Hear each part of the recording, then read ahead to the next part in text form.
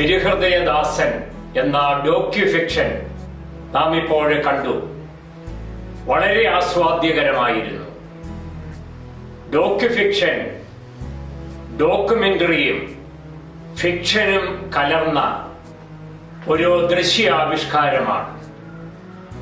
ഡോക്യുമെന്ററിയുടെ ലക്ഷ്യം പഠിപ്പിക്കുക എന്നുള്ളതാണ്. എഡ്യൂക്കേറ്റീവ് പർപ്പസ്, ബോധവൽക്കരിക്കുക, പുതിയ കാര്യങ്ങൾ കൃത്യമായി അറിയിക്കുക എന്നൊക്കെയുള്ളത് ഡോക്യുമെന്ററിയുടെ താല്പര്യമാണ്. അതേസമയം ഫിക്ഷന് അതിൻ്റെ ലക്ഷ്യം എന്റർടൈനിങ് ആണ്, രസിപ്പിക്കുക, ഒരു കാര്യം കൂടുതൽ ആസ്വാദ്യകരമായ വിധത്തിൽ അവതരിപ്പിക്കുക. ഡോക്യുഫിക്ഷൻ ഇത് രണ്ടും ചേർന്നതാണ്. അതിനെ സാങ്കേതികമായി ആഖ്യാന സിനിമ എന്നാണ് പറയുക. ഒരു സിനിമ വിജയിക്കുന്നത് പ്രധാനമായും 3 കാര്യങ്ങളെ അടിസ്ഥാനമാക്കിയാണ്. ഇക്കാലത്ത് ഏറ്റവും പ്രധാനപ്പെട്ടത് താരമൂല്യമാണ്. രണ്ടാമത്തേത് അതിൻ്റെ തിരക്കഥയാണ്. മൂന്നാമത്തേതാകട്ടെ അതിൽ ഉപയോഗിക്കപ്പെടുന്ന സാങ്കേതിക വിദ്യയാണ്.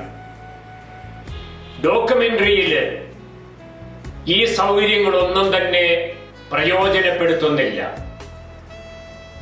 തിരുഹൃദയദാസനിൽ സാങ്കേതിക വിദ്യ ഉപയോഗിക്കുന്നുണ്ടെങ്കിലും അതിൻ്റെ അതിപ്രസരം കാണാനില്ല. വളരെ ഒതുക്കത്തിലാണ് ഫ്രെയിമുകൾ തയ്യാറാക്കിയിട്ടുള്ളത്. അത് വളരെ മനോഹരമാണ് താനും, മനസ്സിൽ തങ്ങി നിൽക്കുന്നവയാണ്. ഈ ഡോക്യുഫിക്ഷനിലൂടെ ധന്യനായ കദളിക്കാട്ടിൽ മത്തായി അച്ഛന്റെ ജീവിതരേഖ വളരെ വ്യക്തമായി എല്ലാവർക്കും ലളിതമായ രീതിയിൽ മനസ്സിലാകുന്നുണ്ട്. അദ്ദേഹത്തിന്റെ കാലഘട്ടത്തെ മനസ്സിലാക്കുന്നതിന് ഈ ദൃശ്യാവതരണം സഹായകമാണ്.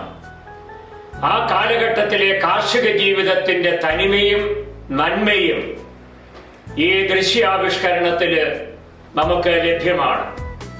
അതുപോലെ തന്നെ കുടുംബ മൂല്യങ്ങൾ വളരെ വ്യക്തമായി ചിത്രീകരിക്കുവാൻ ഇതിൻ്റെ പിന്നണി പ്രവർത്തകർക്ക് സാധിച്ചിട്ടുണ്ട്. ഏതാണ്ട് 2 നൂറ്റാണ്ട് കാലത്തെ ചരിത്രം 40 മിനിറ്റിനുള്ളിൽ മനോഹരമായിട്ട് അവതരിപ്പിച്ചിരിക്കുകയാണ്.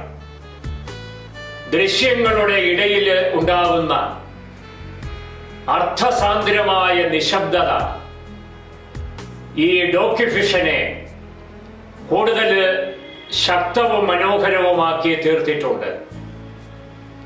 ഇത് SH സന്യാസിനി സമൂഹത്തിന്റെ ഉത്ഭവത്തെ കുറിച്ച് സൂചനകൾ നൽകുന്നുണ്ട്.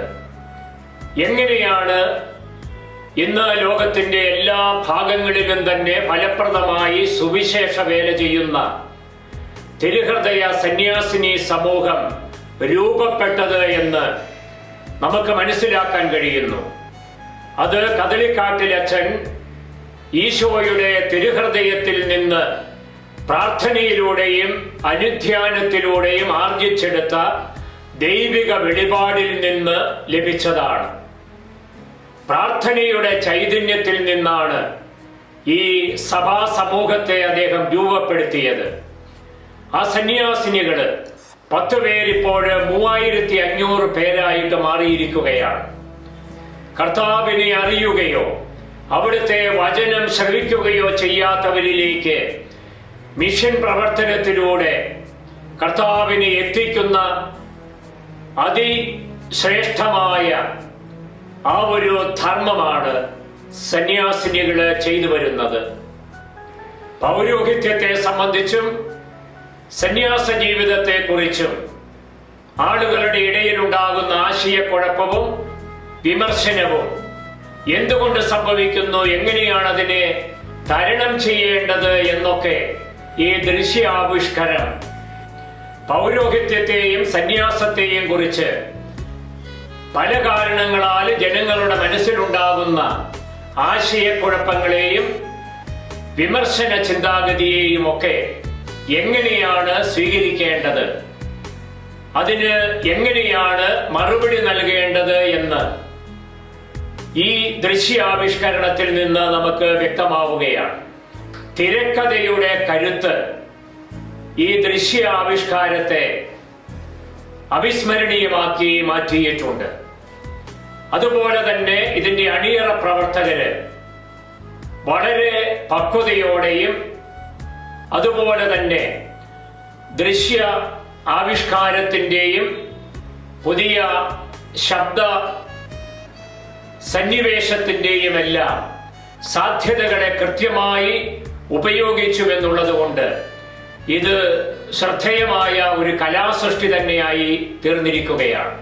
തീർച്ചയായും ധന്യനായ കദളിക്കാട്ടിലച്ഛനെ കൂടുതൽ അറിയുന്നതിന്, അദ്ദേഹത്തോട് പ്രാർത്ഥിക്കുന്നതിന്, അദ്ദേഹത്തിന്റെ മാധ്യസ്ഥത്താൽ ജീവിതത്തെ നവീകരിക്കുന്നതിനൊക്കെ ഈ ദൃശ്യാവിഷ്കാരം സഹായിക്കും. SH സന്യാസിനി സമൂഹത്തിന്റെ പ്രവർത്തനങ്ങളെ മനസ്സിലാക്കാൻ ഇത് സഹായിക്കും. സർവോപരി കലയുടെ, സാമൂഹിക മാധ്യമങ്ങളുടെ, അതുപോലെ തന്നെ ആധുനിക കാലഘട്ടത്തിൽ സുവിശേഷവൽക്കരണം ഇന്റർനെറ്റ് സൗകര്യങ്ങളോടെ ചെയ്യണമെന്ന സഭാപിതാക്കന്മാരുടെ ആ ഒരു നിർദ്ദേശത്തെ പ്രാവർത്തികമാക്കാനും ഈ കലാസൃഷ്ടി ഉപകരിച്ചിട്ടുണ്ട്. നമുക്ക് ലഭ്യമായിട്ടുള്ള എല്ലാ കലാശാസ്ത്ര സാങ്കേതിക സങ്കേതങ്ങളും സുവിശേഷവൽക്കരണത്തിന് വേണ്ടി ഉപയോഗിക്കാൻ കഴിയുമെന്നുള്ളതിന്റെ ഒരു സാക്ഷ്യം കൂടിയാണ് SH മീഡിയ ഒരുക്കിയിരിക്കുന്ന തിരുഹൃദയദാസൻ എന്ന ഈ ഡോക്യുഫിഷൻ. ഇത് എല്ലാ മനുഷ്യരും കാണട്ടെ, പഠിക്കട്ടെ, ആസ്വദിക്കട്ടെ, പ്രാർത്ഥിക്കട്ടെ, അനുഗ്രഹം പ്രാപിക്കട്ടെ എന്ന് ഞാൻ ആശംസിക്കുന്നു.